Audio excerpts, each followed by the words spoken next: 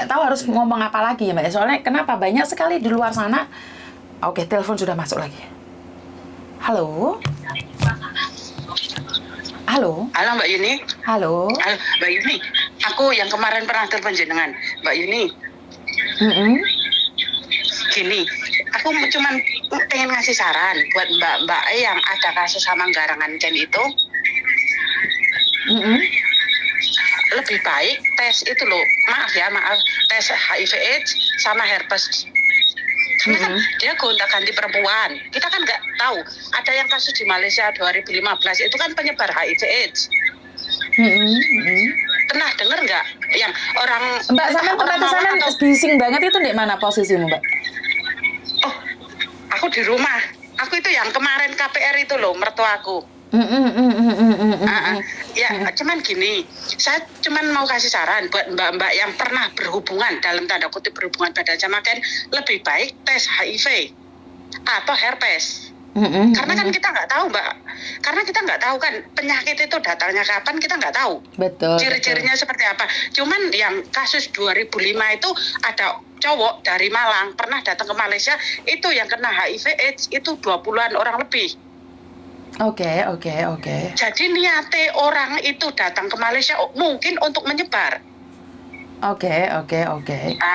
Karena kita nggak tahu kan apa, lebih baik kita jaga diri sebelum semua itu terjadi. Siapa tahu, kita nggak tahu itu orang pun penyebar HIV/AIDS. Karena yang saya dengar itu orangnya kan datang dari Tretes, yang tanda kutip Tretes itu kan lokalisasi. Oh, oke. Lokalisasi. Tretes itu lokalisasi. Lokalisasi yang saya tahu kan saya di Google tau Mbak Yuni, yang Tretes itu lokalisasi. Siapa tahu dia kena nuwun sewu loh ya, dia kena penyakit atau apakah dia kan gonta-ganti wanita lebih dari 20 kali. Nggih. Dan HIV/AIDS itu kan kelihatan itunya keluar kan 5 tahun baru ketahuan. Oke. Atau herpes. Kalau herpes itu setelah 6 bulan atau 1 tahun bisa ketahuan. Dan saya punya temen kayak Mbak Yuni dulu di Mevo, dia sama orang non sewu, sama orang hitam, dia kena HIV/AIDS. Terus dia ke dokter yang bener di Hong Kong, emang bener-bener pelayanannya itu bener-bener best lah. Dia cuman ke klinik, dia minta surat rekom, datang terus nggak bayar. Itu surat rekomnya itu pun dulu bayar $200. Terus dia dicek dari body, dari darah, semua dicek. Itu ada di Junwan sama ada di Wance. Kita bisa pilih, itu nggak bayar kok. Ya lebih baik untuk mbak-mbaknya jaga-jaga diri aja, mawas diri kan lebih baik. Betul. Saran saya sih gitu. Saya takutnya karena yang kasus di Malaysia itu terjadi lagi di Hong Kong, karena kita kan nggak tahu imun body kita itu seperti apa. Oke, siap. Bagus, berarti ini masukan yang bagus. Terima kasih sudah mengingatkan. Karena gini aku lihat, loh, Tretes, terus ada yang namanya Germo dan sebagainya, ABC, terus ibu yang dari mana itu, Ribia itu, rumah Tretes. Aku, bukan seudon, bukan curiga juga, loh, berarti orang ini, perkumpulannya ini orang-orang lokalisasi. Oke. Kita sebagai wanita, dia kan non sewu. Yang saya dengar Mbak itu sampai hamil, otomatis kan mereka nggak pakai kondom. Oke. Benar. Nek menurut logika saya orang awam gitu loh Mbak Yuni. Jadi ini aku melas mbak-mbak yang di sana, makanya aku coba telepon Mbak Yuni. Dia coba tes di Hong Kong. Karena nih Indonesia itu tes HIV/AIDS itu butuh uang banyak. Yang teman saya balik dari Hong Kong itu pun 4 juta tes di Indonesia. Itu pun harus rumah sakit besar, nggak seperti kayak di rumah sakit Semarang atau Jogja atau mana gitu. Maksudnya rumah sakit yang benar-benar besar. Rumah sakit kecil itu nggak ada labnya. Takutnya non sewu misalkan jadi dia HIV/AIDS, anaknya juga ikut karena minum air susunya ibu kan. Paham. Kalau tidak HIV/AIDS herpes, kita nggak tahu yang namanya herpes. Orang itu punya ini kena herpes terus balik Indonesia dan nular ke orang kasihan juga kan. Betul. Aku sih mikirnya gitu dok, kasihan karena selama Mbak Unilef kan belum ada orang yang ngabarin kalau ada penyakit hernia atau kanker serviks atau apa-apa gitu kan belum ada. Makanya aku ngomong sama Mbak Yuni, mungkin bisa jadi penjelasan buat mbak-mbak untuk check up ke dokter. Karena aku pernah itu dengar sih tahun 2005 itu ada kasus dari Malaysia, orang Malang. Oke, siap. Ini masukan yang sangat bagus. Siap, saya akan umumkan sekarang. Matur nuwun nuwun ya, sudah ngingetin saya ya. Kalau bisa itunya ada dokter Dodi. Kalau dokter Dodi itu kan lebih jelas. Itu orang di MEFU, FZA. Itu saya bukan promosi dokter loh ya. Yang saya tahu dulu temanku itu di situ. Terus bayar kayaknya 150 atau 200. Terus dikasih rekom. Di rekom itu selama 3 minggu lah disuruh check up body, check up darah. Terus keringat pun di check up kalau di Hongkong. Kalau di Indonesia kan nggak ada. Oke, sampean punya alamatnya atau nomor teleponnya, kirimkan ke saya, jadi saya bisa menginfokan. Kalau dokter Dodi nggak ada, cuman exit A naik ke atas, nah, sampingnya itu roti. Pokoknya exit A itu naik ke atas, ada tangga naik atas, deket sama warung Indonesia.